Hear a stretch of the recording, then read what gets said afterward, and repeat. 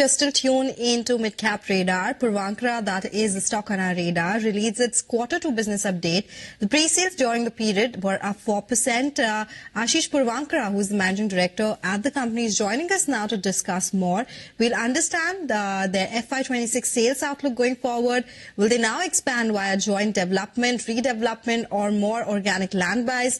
And the debt position of the company, considering that they are also on an expansion spree. Ashish, good afternoon. Thank you so much for joining in. The uptick that we saw this time in pre-sales, 4% higher, was it pricing-led or did you see similar increase in volumes as well? Can you give us a breakup of that? And what was the volume growth this quarter? So in terms of pre-sales for Q2, we've achieved about 1,322 crores of pre-sales, which translates to about 1.5 million square foot, which is again about 4% higher year on year. In terms of customer collections also, I think we were up. We had a customer collection of almost 1,047 crores. For the half year, we have achieved about 2,445 crores worth of pre-sales, which translates to about 2.75 million square foot, and customer collections of about 1,906 crores. Very important to note that all these pre-sales numbers have actually come in from ongoing sustenance projects. We still have to see the benefit that in terms of sales contribution from our new launches, which are all slated for Q3 and Q4 of the year. From Bombay, from Pune, from Bangalore and Cochin markets. Okay, so pre-sales right now is not factoring these new launches that you've planned. Ashish, afternoon, Q3, Q4 then, what is the anticipation in terms of pre-sales numbers that we could expect? Could it go to the double-digit mark? And overall also, have you already started seeing the pre-sales coming in from the redevelopment projects as well? If you could just give us an indication there. Yeah. So in terms of the new launches that we've planned, it's about 15 million square foot over the next 12 to 15 months. I would assume about 65% of that we should be able to achieve, I think, by March itself.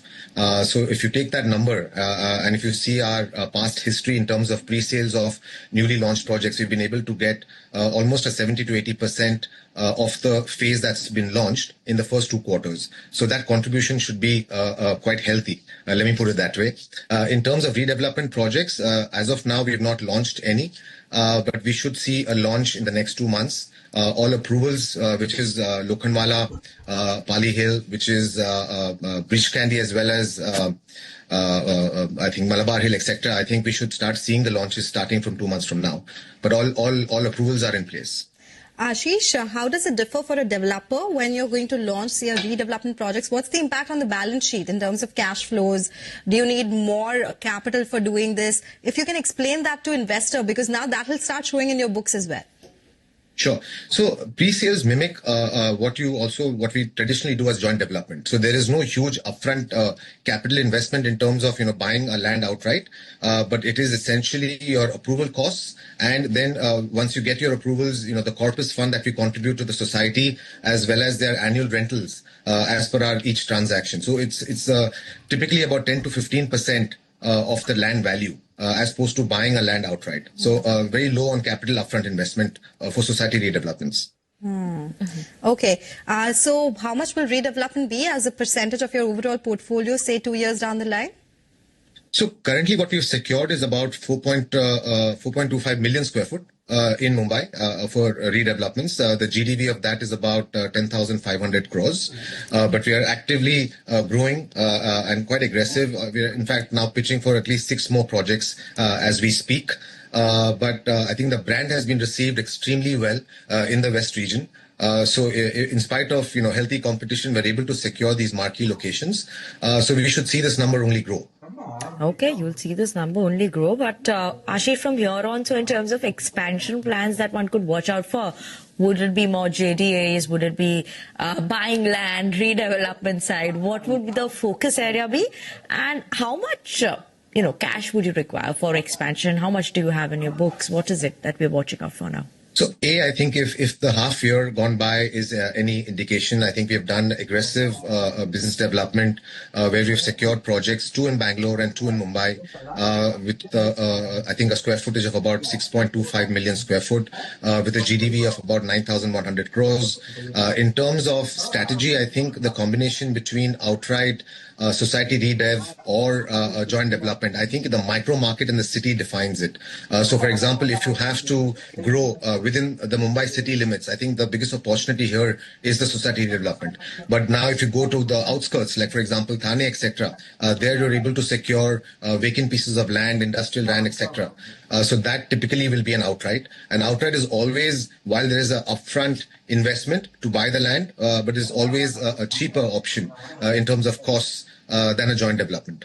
Okay, we take that point. Ashish, then what's the kitty set aside to take up the expansion plans? What is the updated debt number? What would it look like by the end of this year? The net debt, I think, at the end of Q1 was about 2,845 crores. In fact, there was a net debt reduction of about 128 crores.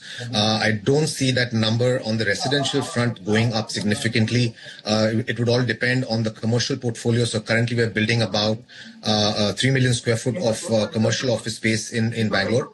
So the construction finance required to complete those projects, would lead to some expansion in terms of the debt number.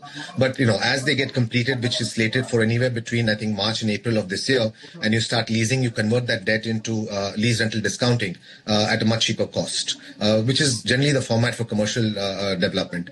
But on the resi front, I don't see that number going up too significantly.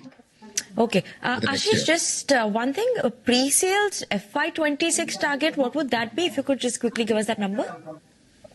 So we don't give any guidances per se, but I think now, so currently we're building about 36 million square foot is what we have under development, of which we have opened up about 17,500 crores for sale in terms of phases. We have already pre-sold about 9,700 crores out of that. So if you take that number into account and add the 15 million and look at our track record in terms of sales, you should see a good jump. All right, take that point, Ashish. Thank you so much for joining in with your thoughts and insights on the business going ahead. But a quick note for our